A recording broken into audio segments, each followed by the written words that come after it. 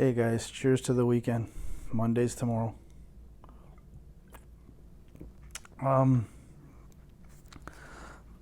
I'm gonna finally do on the channel after 3.5 years what I've been meaning to talk about for the longest time. And I know a lot of you guys are two channel only freaks, and you know you don't need more than that, which is bullshit. Depending on what you're listening to and how it's mixed and who mixed it and blah blah blah blah blah. Fair enough. I got that off my chest. Well, recently on Facebook and things and a few other forums that I'm on, I got some really nice comments about the way I've got the room set up. You know, with the 3 klipsches in the front and the 2 901s in the back. And I'm telling you guys, in 23 years of playing with both 5-channel and 5.1, surround, whether it's discrete or upmixed stuff and all this is the best rig I've ever had put together. Bar none. I mean, I'm very adamant and skeptical about Atmos, and what we were watching yesterday and this morning. My son and I were watching both the Star Trek reboot from 2008 on DVD, no less, not on Blu-ray. Crystal clear picture. The sound was great. I mean, I heard stuff in the soundtrack thanks to these klipsches that I'd never really noticed before, which says a lot about movie soundtracks in general, because I knew this years ago that Blu-ray is an amazing format, but I'm not very fussy when it comes to visual. I'm using the same TV I've had for the last 8 years. It's a plasma. It's 720p, I believe. No, it does 1080p, sorry. Barely. It's not 4K. It's not anything K, right? And I'm happy with it, right? Okay. That said, for me, the whole audio thing is the key. And my God, we were watching both the new Jurassic Park on Amazon, again, compressed audio all the way around. My son and I watched the Star Trek reboot, and then we watched Generations because he was asking me about it.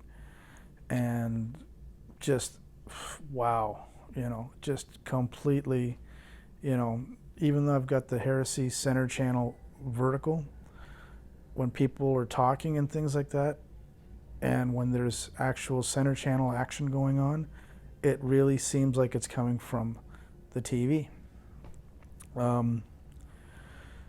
But the bass, my God, I mean, the whole thing, I mean, I'm not a fan of the Jurassic Park dynasty or whatever the fuck you want to call it. But one thing Jurassic Park is good for, yeah, shitty plot line, shitty stories, not the greatest acting.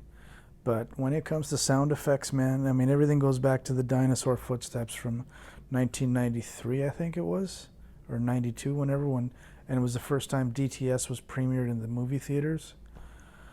It just, fuck. And my rig proved once again, you don't need subwoofers if you've got a decent set of full-range speakers.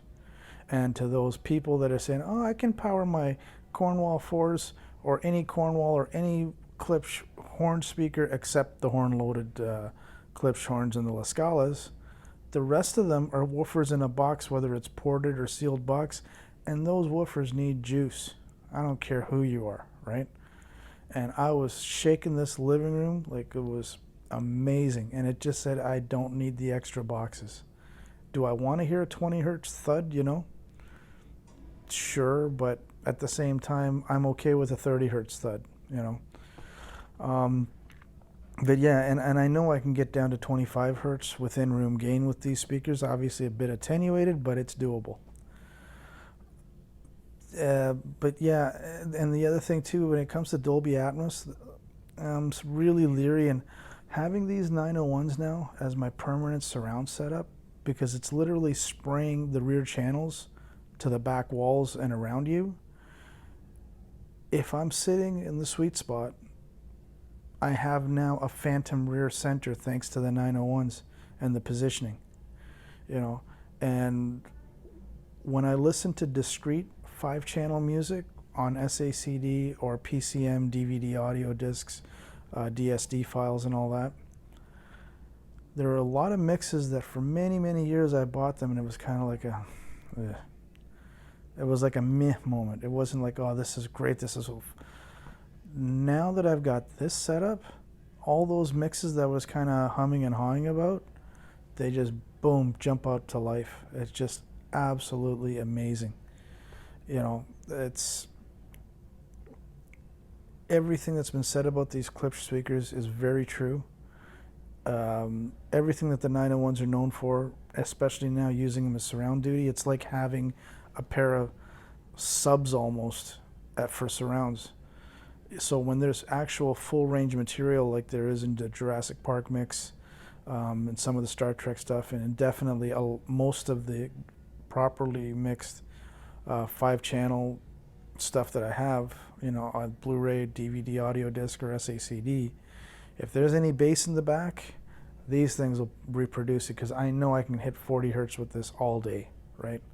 You know, that's not a problem. Below 40 hertz, yeah, of course it gets a little attenuated, you know, between the crossover curve and the natural design of these things. And that's pretty cool, you know, because a lot of times, you know, I used to use the wimpy little bookshelf speakers, you know, for surrounds and stuff, thinking it was good enough because you got the ambiance. But if there's any bass, it would usually get redirected to a subwoofer. Well, I'm not running a subwoofer, so I don't have the 0.1. The 0.1 in my setup is basically run into the left and right channels, so they're running full range in the big mode, right? And there's no subwoofer thing checked off in my Onkyo's menu. And another thing too, like, I'll watch a lot of these home theater guys on YouTube. Most of them are full of shit. The two that I have a lot of respect for, number one is Youthman. You know, when he had the three Lascalas set up, I was like, yeah, okay, this guy, he's got it going on. And it was part of the inspiration to what I did here, but at the same time, I wanted that 2-channel bliss, which I get from the Cornwalls by themselves. Just having the Heresy in the middle, you know, just kicks it up a notch, to quote Emerald. And honestly, like, it's just absolutely, I'm so impressed with this setup now. It's like for the first time in 23 years, I've got a surround system that I'm not going to go drilling holes in my ceiling. Well, what I might try in the future is maybe get 4 cheap-ass bookshelves, kind of temporarily hang them on the ceiling, run some cables, and try some modes. Because I know one thing, when you do enable Atmos, you're now running compressed audio again. Not just in your 5 main channels, but also, you know, obviously in the Atmos channels. Does that make a difference in audio quality? No clue. I've got Abbey Road. There's a Dolby Atmos mix that Giles Martin did. I've got Let It Be. It's also got a Dolby Atmos mix that Giles Martin did. No clue. Never tried it. Which brings me to another quick topic. And what the fuck? Go on Amazon right now. Look up the Get Back documentary on Blu-ray versus DVD. Blu-ray is $95 fucking dollars. And the DVD is only $25. Guess which one I ordered? The DVD. You know, I'm brown and I'm cheap, so kiss my ass. Sorry. Not really sorry, but whatever. But I watched the documentary on Disney with my son, and in order to get the proper discrete 5-channel mix, I had to take my iPhone, plug it in, and then the Onkyo would detect it. I didn't have Amazon Fire TV Stick, which I have now at that time, right? But if I went online, and I think it was on Apple, Let It Be, or was it? No, it was on Disney.